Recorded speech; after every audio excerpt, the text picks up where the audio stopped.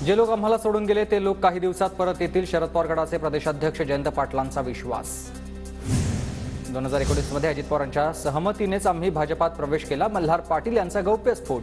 मल्हार पाटील धाराशिवमधील महायुतीच्या उमेदवार अर्चना पाटील यांचे पुत्र।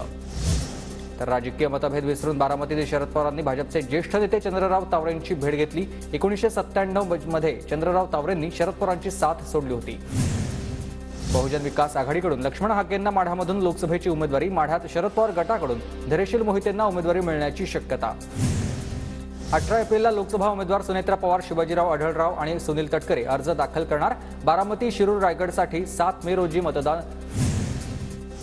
सांगलीतील जिल्हा काँग्रेस कार्यालयावरील काँग्रेस शब्द कार्यकर्त्यांनी हटवला। विशाल पाटलांना उमेदवारी आता न मिळाल्यानं काँग्रेस कार्यकर्ते आक्रमक झालेत।